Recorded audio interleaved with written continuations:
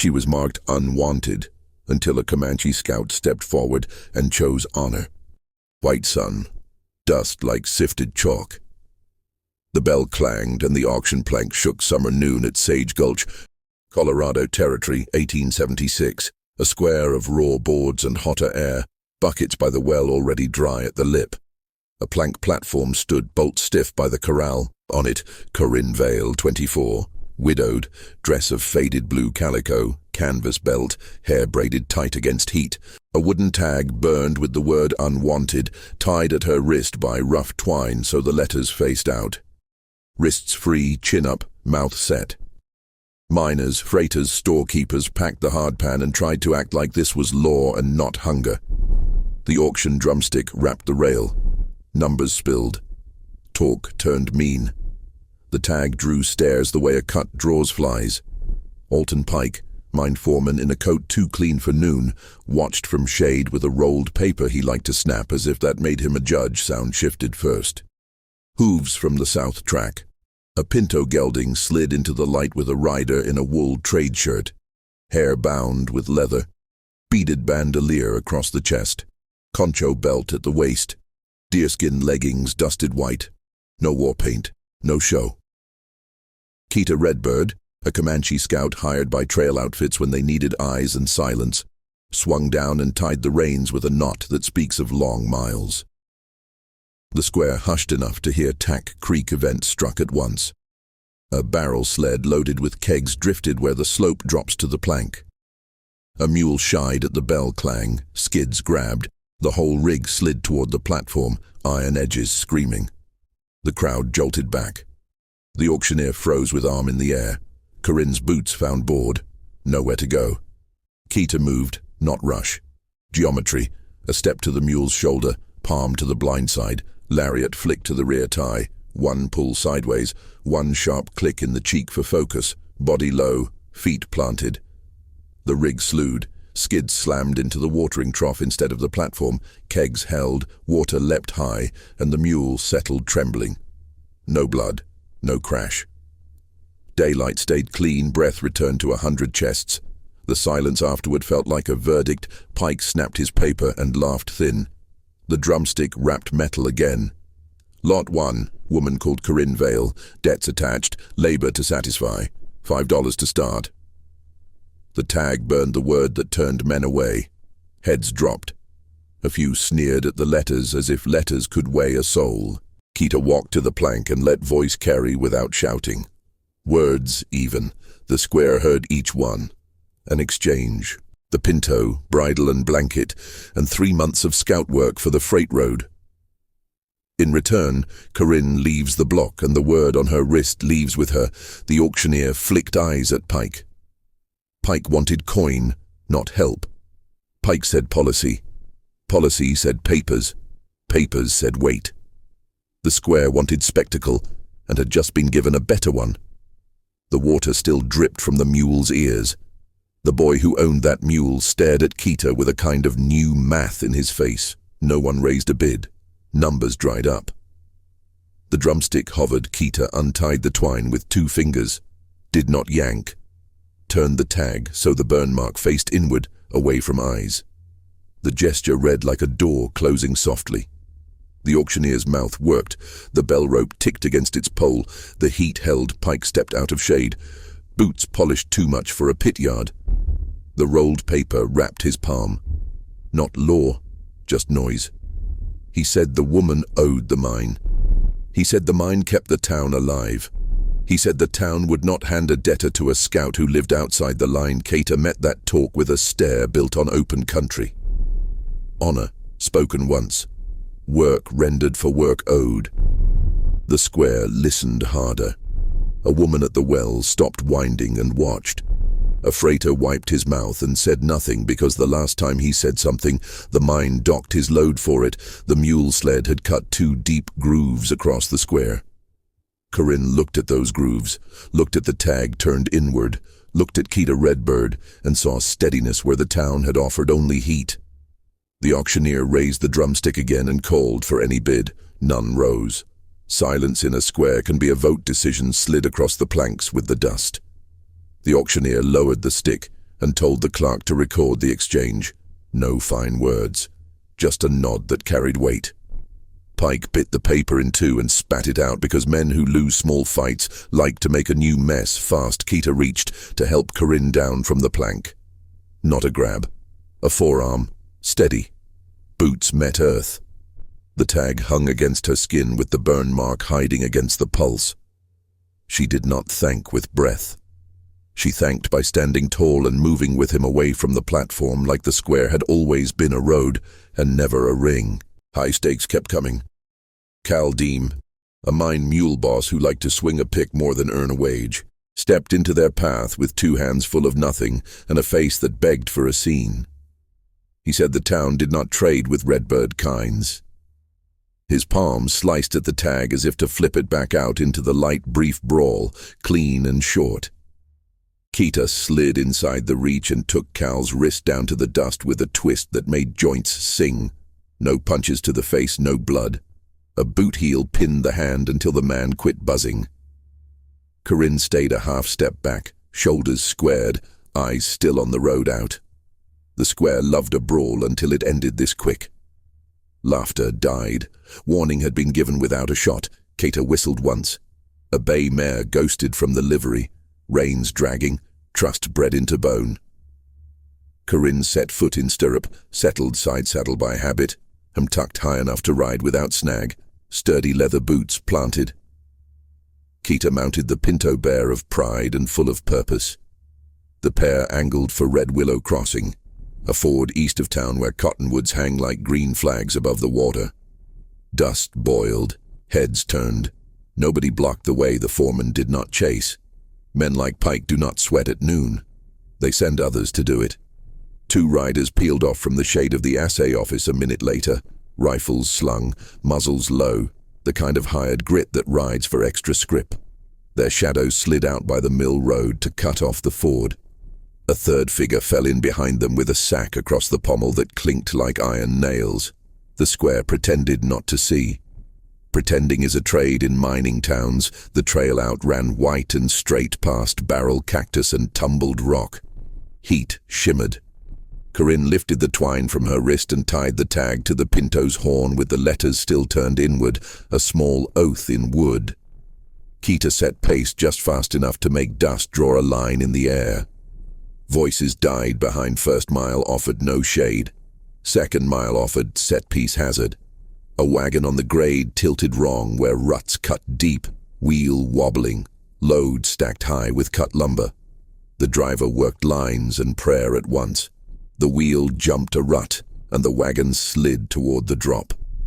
Keita pushed the pinto hard, cut under the load, threw the lariat to the front axle, braced the rope around the saddle horn, warning shout carried flat.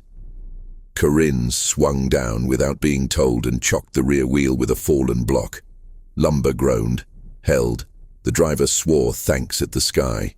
Small lives saved are still lives. Those hired riders came into view on the high rim above the trail while rope smoked off the horn. No shots.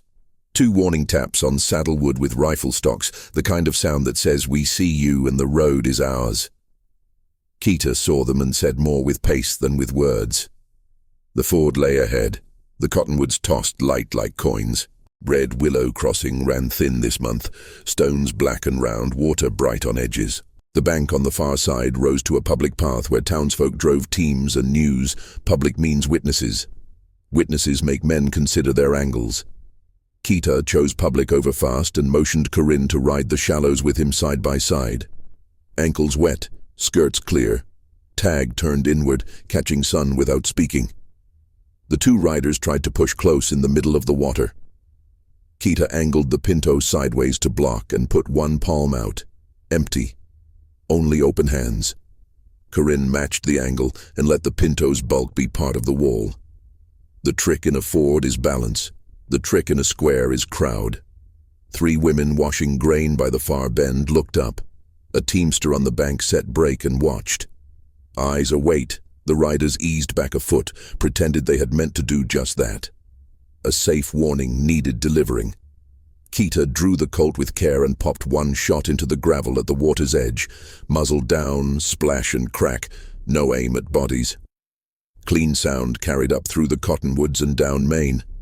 The message read simple. Line here, they reached the far bank, water dripping off stirrups, and climbed into witness light. A church bell marked the hour as if to notarize arrival. The marshal loitered by the post office, coat off, badge dull, eyes open.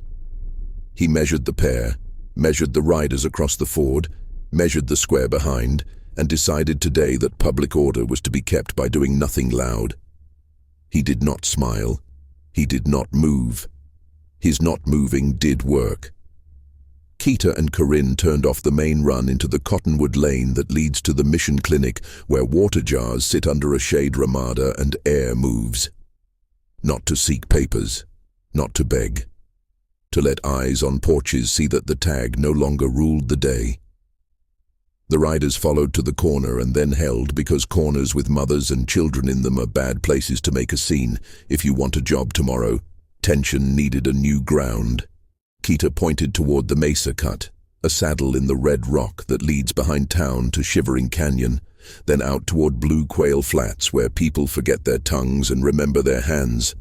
The riders would try there at dusk. Dusk turns witnesses into shadows. Keita chose daylight while it lasted and motioned Corinne on.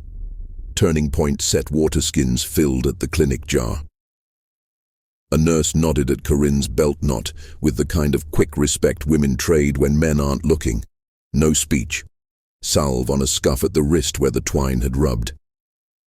Keita tightened the cinch, checked the pinto's shoes, then folded the tag twice and slipped it into Corinne's canvas belt pouch, letters inward. Details matter. Details hold lines together when talk phrase. They cut past the mill ditch where willow leaves flicked green and silver. Then across the rail grade, where no rails had yet been laid, just promises and splinters. The country opened like a book. Red walls ahead, blue distance beyond. Heat mirage made the flats look like water they did not have. Corinne shifted seat to spare knees. Movement sure now. Fear curled small and went to sleep behind the ribs mile mark 3. A dust devil danced across the flats and pulled at hats. Corinne laughed without sound and let the thing pass through cloak and braid and onward. Keita watched that laugh out of the corner of his eye and let the pace ease for 20 heartbeats. Men who read sign also read weather in bones and faces. Alton Pike had not ridden. Pike had hired smart once, and Cal Deem and Hutch Roper were not afraid of sun. They found the mesa cut first and kicked scree down it like boys. Rifles stayed low. Rope hung coiled at one saddle. Rope means plan. Keita saw their sign on a rock face, where a boot slipped and left grit like chalk. Trap set. Canyon ahead would pin sound and multiply fear. The ford behind was public and safe. The canyon ahead would not be. Keita veered right toward a wash where rock holds shade and ground drinks footprints. Corinne followed without question now. Saddle leather spoke soft. The pinto tossed sweat into light. Their shadows grew longer and thinner. The mesa lip sent down a rattle that might have been lizards or men on talus. Pressure climbed, but stayed in the chest where it belongs when you keep moving. They hit the wash bend and found it choked by a fresh rockfall. Boulders tumbled like dice from last week's short storm. Room enough for a rabbit, not a horse. The canyon mouth yawned 100 yards beyond, cool and dark. The riders would wait there. The line of story drew tight as hemp. No blackouts. No pause. Only choice. Keita swung down, looped the pinto's reins, and set hands to stone. Not heroics. Physics. Lever a rock with a dead juniper limb, roll 2 smaller ones aside, kick a passage for hooves. Corinne slid beside and worked micro-tasks without being told.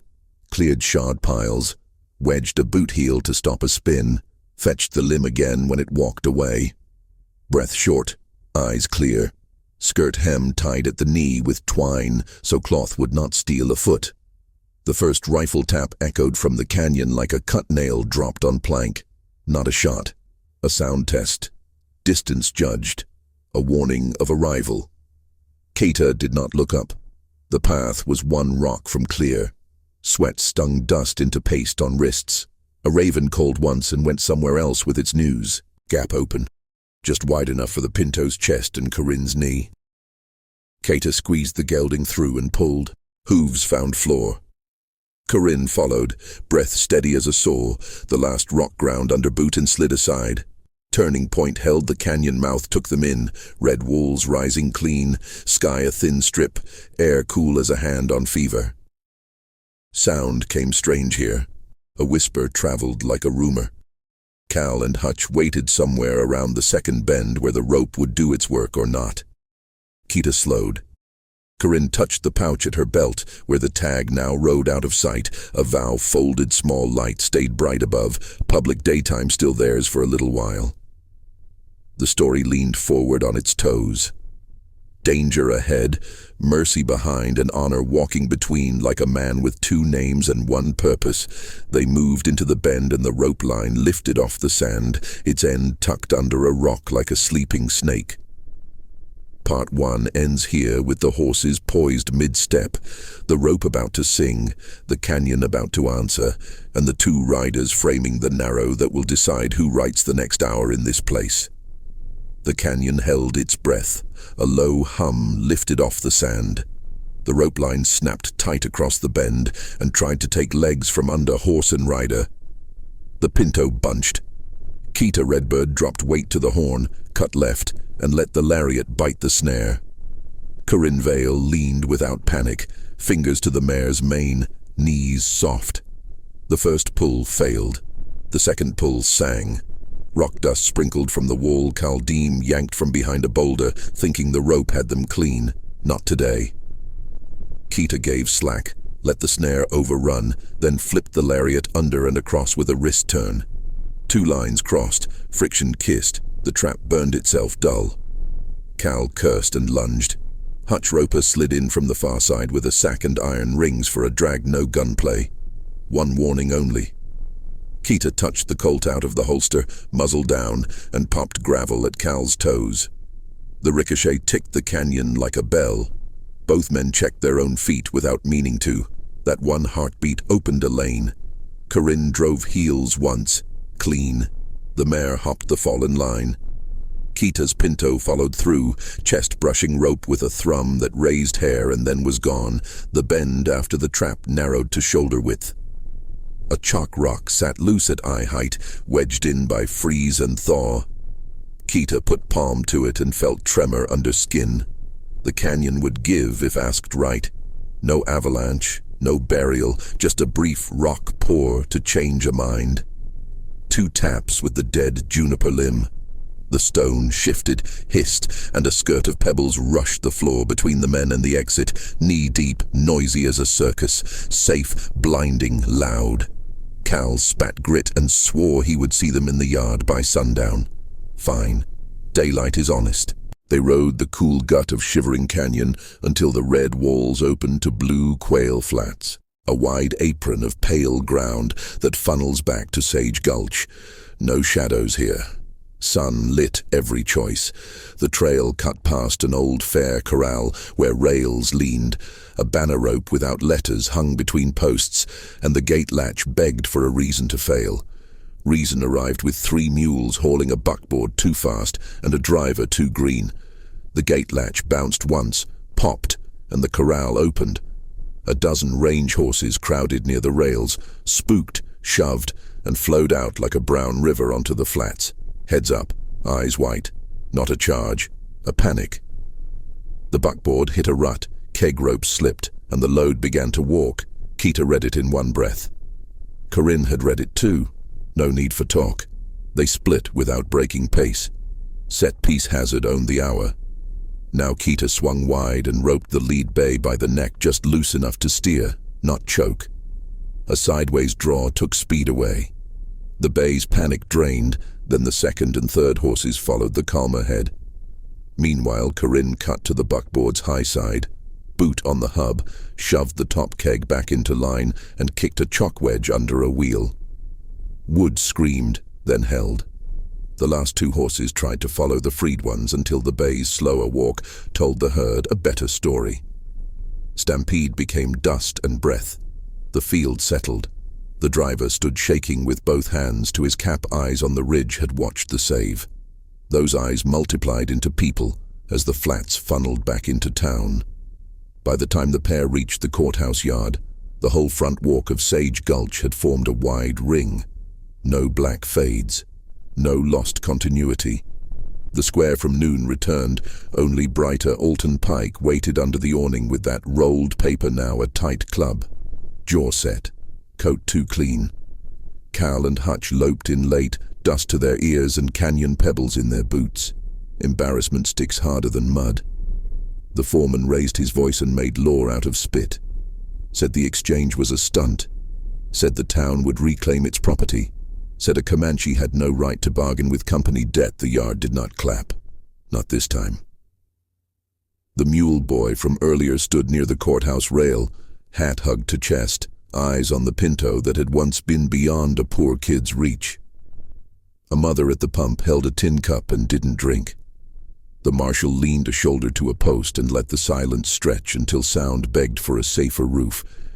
Keita slid from the saddle and stood square in the center of the yard. Colt holstered, hands open. The wooden tag came out of Corinne's belt pouch, still folded letters inward. Keita held it for the town to witness and spoke for all to hear. Trade made, work pledged, danger faced in public. A man who takes back a word breaks the ground he stands on. Pike snapped the paper club and motioned to Cal. The mule boss stepped quick with rope. Corinne moved to block, no step back. The yard tightened. A public climax is not a duel, it is a tide. Keita did not reach for iron. Instead, he reached for the bay horse Cal had once broken too hard in the mine string. A low trill sounded from his tongue, a sound the bay knew from calmer work. The horse stepped between Cal and the pair on its own and set a chest like a wall. Quiet power said more than a shot. Pike grabbed for face and words again. The yard's patience ran out. The marshal finally left his post, took 2 plain steps into hot light and set a palm against Pike's chest. Not a shove. A limit, breach of peace, he said. Then the badge swung eyes toward the crowd, not toward Keita. Who here saw the save at the corral? Hands rose, 12, then 24. Who here saw the safe warning at the ford? More hands. Who here saw a rope trap laid in a canyon in daylight? A young freighter whistled and pointed at the gravel still stuck in Cal's cuffs. Laughter cracked where fear had lived. The marshal turned to Keita. The town cannot buy a woman with a drumstick, not today. The town can accept service rendered and let a person walk their own name. Nothing more fancy than that. He nodded to the pinto. Payment received. Nodded to Corinne's pouch. Word turned inward. Case closed with sunlight. Hutch Roper tried to talk once more about company rights.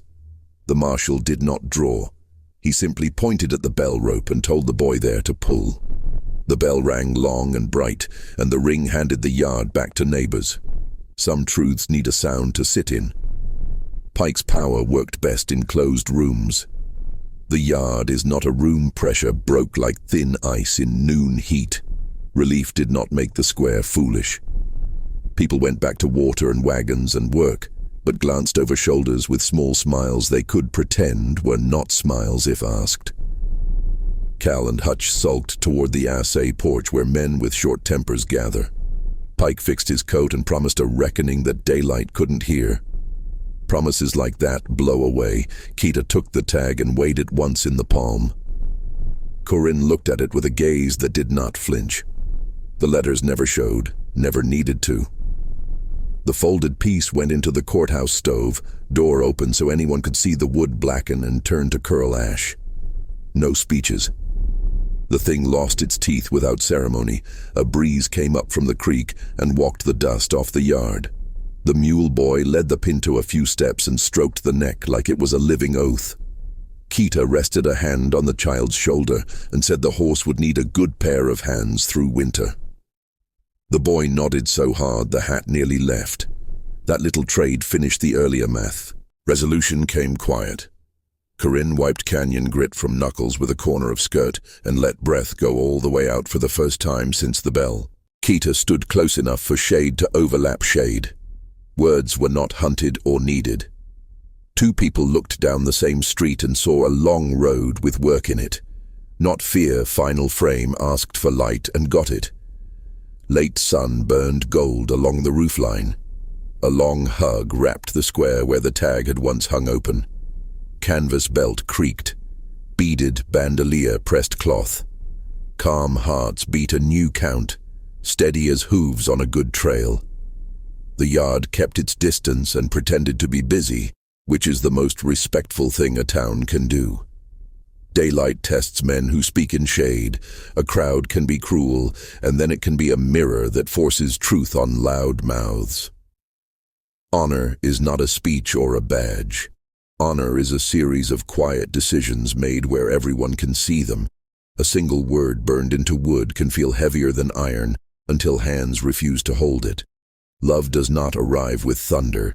It walks in beside work and stays when the square empties. If this moved you, stay with our stories, subscribe to the Wild Frontier Tales, ring the bell, and ride the next trail with us.